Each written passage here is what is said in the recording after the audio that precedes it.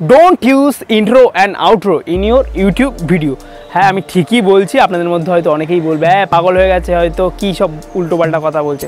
তার পিছনে কারণ রয়েছে, সেটা আমি ডিসকাস করতে চলেছি। তার আগে বলে দিই, my name is Surajit and you are watching TechTalk with Suro. বাঙালি হয়ে বাংলায় দেখুন, বাংলার কন্টেন্ট ক্রিয়েটারদের সাপোর্ট করুন। আগের ভিডিওটায় কিছু সাবস্ক্রাইবার বন্ধু কিছু কোশ্চেন করেছিল, সেইটার আনসার আমি ভিডিও শেষে দেওয়ার চেষ্টা করছি। সবার প্রথম আসে যাক, ইন্ট্রো কেন ইউজ করবেন না। এবার অনেকে হয়তো ইন্ট্রো সম্বন্ধে জানে না, যারা নতুন ইউটিউব চ্যানেল খুলেছে তারা না জানতেই পারে।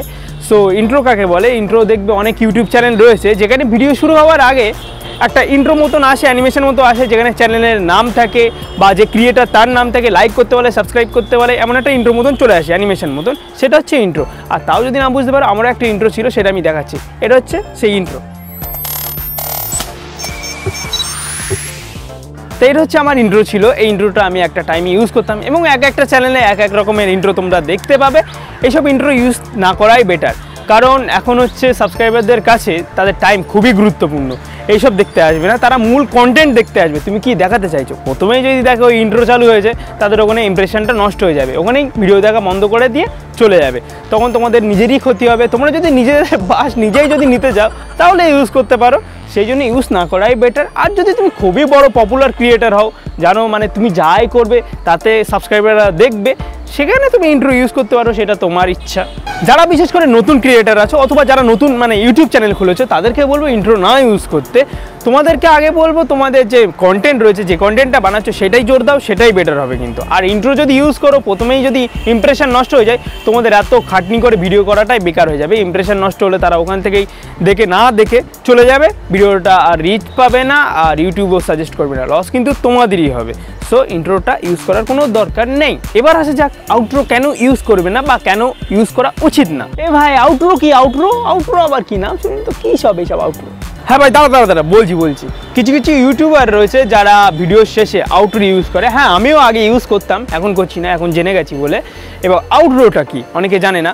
সো আউট্রো হচ্ছে মেন যে ভিডিও পার্টটা থাকে, এবং মেন ভিডিও পার্টের পরে একটা অ্যানিমেশন অ্যাড করা হয়, যেখানে ভিডিওর শেষে কি হয়, অনেক সময় প্লেলিস্ট অ্যাড করা যায়, চ্যানেলের লোগোটা অ্যাড করা যায়, এবং ওই অ্যানিমেশনে ওইগুলো অ্যাড করলে কি খুবই ভালো লাগে। সেটা হচ্ছে আউট্রো। তবুও আমি একটা দেখানোর চেষ্টা করছি কোনটা আউট্রো হয়, ভিডিও শেষে দেখাচ্ছি, দেখে নাও। সো তোমরা আউট্রোটা দেখলে, এটা হচ্ছে আউট্রো ছিল।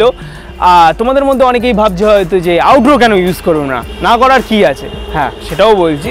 মেন ব্যাপার হচ্ছে এখন ইউটিউবে মনিটাইজেশনে কি হচ্ছে, ভিডিওটা শেষ হওয়ার পরে একটা অ্যাডভার্টাইজমেন্ট আসে, সেই অ্যাডভার্টাইজমেন্টটা সবার ভিডিওর শেষে দিচ্ছে।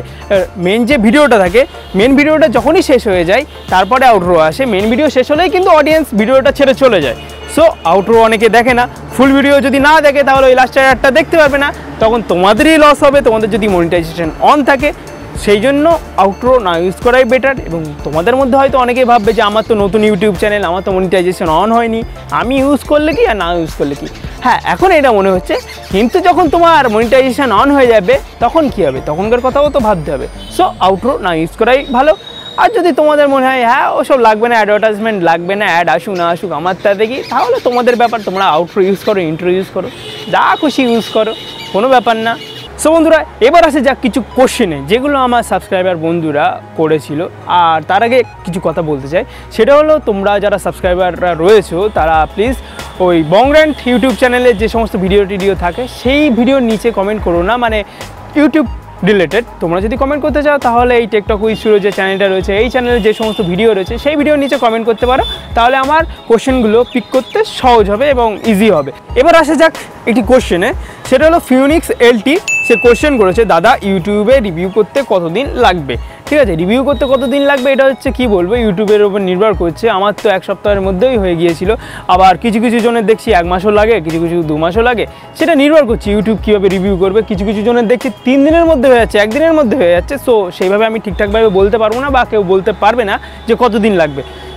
মোটামুটি তোমার যদি কন্টেন্ট সব কিছু ঠিকঠাক থাকে, আর ইউটিউবে যারা রিভিউ করে তারা যদি সেদিনকেই দেখে দেয়, তাহলে তোমার সেদিনকেই মনিটাইজেশন অন হয়ে যাবে। আর কি কোশ্চেন করেছে, আর বলছে কি রিভিউ হয়ে গেলে কি করতে হবে? রিভিউ হয়ে গেলে কিছুই করতে হবে না। রিভিউ হয়ে গেলে তোমার চ্যানেলে মনিটাইজেশন অন হয়ে যাবে, তোমার একটা ইমেল আসবে যেখানে বলা থাকবে কংগ্রেচুলেশন, তোমার মনিটাইজেশন অন হয়ে গেছে, ইংরেজিতে লেখা থাকবে। আর 12 মান্থ হয়ে গেলে 4000 ওয়াচ টাইম আর 1000 সাবস্ক্রাইবার না হলে কি মনিটাইজেশন অন হবে না আর ওই চ্যানেলে?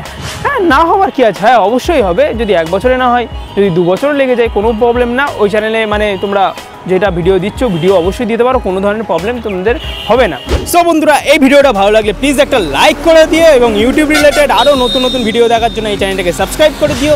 তোমাদের যদি কোনো ধরনের সাজেশন থাকে, কোয়েশ্চেন থাকে, ভিডিওর কমেন্টে জানাও। আর তাছাড়াও তোমরা আমার ইনস্টাগ্রামে গিয়ে মেসেজ করতে পারো। তোমরা যদি আমার দ্বিতীয় চ্যানেল বংব্র্যান্ড সাবস্ক্রাইব না করে থাকো, সেটাও করে দিও। তোমাদের সঙ্গে দেখা হবে পরবর্তী ভিডিওতে। Till then take care and thanks for watching. Good bye, সায়োনারা, টাটা, বাই বাই।